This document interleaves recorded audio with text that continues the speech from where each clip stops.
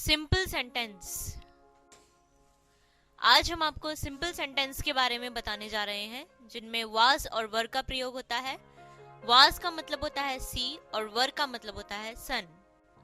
इन वाक्यों में आई, ही, she, it जो सिंगुलर सब्जेक्ट होते हैं उसमें हम वाज का प्रयोग करते हैं और जो प्लूरल सब्जेक्ट होते हैं उनमें वर का प्रयोग करते हैं। अब देखते हैं सिंपल सेंटेंस के कुछ एग्जांपल्स। फर्स्ट एग्जांपल इज उसका पिता डॉक्टर सी, उसका पिता डॉक्टर था। जैसे कि हम आपको बता चुके हैं कि सिंपल सेंटेंस में पहले सब्जेक्ट फिर हेल्पिंग वर्ब और ऑब्जेक्ट का प्रयोग करते हैं। इसी तरीके से यहाँ पर उसका पिता मींस हिज फादर, डॉक्टर सी शब्द आ गया है, इसके लिए हम यहाँ पर was का प्रयोग करेंगे। His father was a doctor. Next example is ओह लड़के सन, दे वर बॉयज। यहाँ पर सन शब्द का प्रयोग हुआ है जिसके लिए हम यहाँ पर प्लूरल हेल्पिंग वर्ब वर का प्रयोग करेंगे, तो ये बनेगा दे वर बॉयज।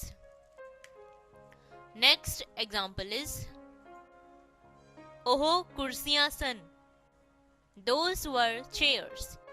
यहाँ भी सन का प्रयोग हुआ है जिसके लिए हेल्पिंग वर्ब वर का प्रयोग करेंगे। तो इन तीनों सेंटेंस से आप समझ गए होंगे कि जिन वाक्यों में सी सन का प्रयोग होता है वहां पर सब्जेक्ट के अकॉर्डिंग वाज और वर हेल्पिंग वर्ब का प्रयोग करते हैं। अब देखते हैं सिंपल सेंटेंस में नेगेटिव यानी नावाचक वाक्य। फर्स्ट एग्जांपल इज उसका पिता डॉक्टर नहीं सी, उसका पिता डॉक्टर नहीं था। His father was not a doctor. जैसे कि आप simple sentence is am are में पढ़ चुके हैं कि नेगेटिव यानी नावाचक वाक्य में helping verb is am are के साथ नॉट का प्रयोग होता था, उसी तरीके से यहाँ पर हेल्पिंग वर्ब वाज और वर के बाद नॉट का प्रयोग करते हैं। His father was not a doctor. Second example is ओह लड़के नहीं सन, दे वर नॉट बॉयज। यहाँ भी आप देख सकते हैं नहीं सन मीन्स प्लूरल सब्जेक्ट है जिसके लिए वर का प्रयोग करेंगे और नॉट का प्रयोग वर के बाद करेंगे, तो ये बन जाएगा they were not boys. Next example is oh कुर्सियां नहीं सन। यहाँ पर नहीं सन के लिए दोज वर नॉट चेयर्स। यहाँ पर नॉट का प्रयोग जो है वो हेल्पिंग वर्ब वर के बाद किया गया है। तो इन तीनों सेंटेंस से आप समझ गए होंगे कि सिंपल सेंटेंस वाज वर वाले सेंटेंस में नॉट का प्रयोग कहां और किस प्रकार करते हैं। अब देखते हैं इंटरोगेटिव वाक्य। जैसे कि आप पढ़ चुके हैं कि इंटरोगेटिव यानी प्रश्नवाचक वाक्य में इज एम आर का प्रयोग सब्जेक्ट से पहले करते थे, उसी प्रकार यहाँ पर वाज और वर का प्रयोग सब्जेक्ट से पहले किया जाता है। फर्स्ट एग्जाम्पल इज कि उसका पिता डॉक्टर सी, क्या उसका पिता डॉक्टर था। Was his father a doctor? यहाँ पर आप देख रहे हैं कि was यानी हेल्पिंग वर्ब his father से पहले लगाया है, तो ये सेंटेंस है was his father a doctor. Next example is कि ओ लड़के सन, were they boys.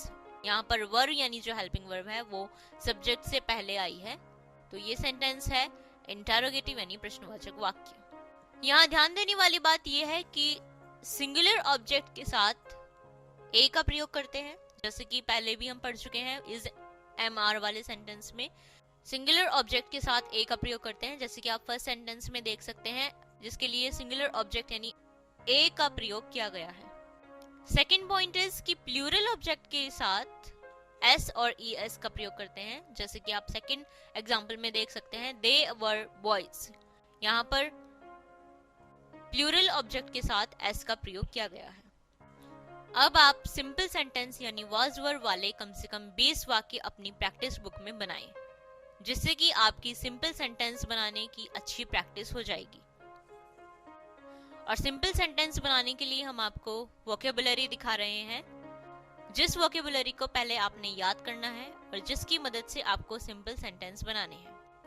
और वोकेबुलरी याद करने से आपकी नॉलेज बढ़ेगी और साथ ही साथ सिंपल सेंटेंस बनाना भी सीख जाएंगे। तो ये थे simple sentence of was and were.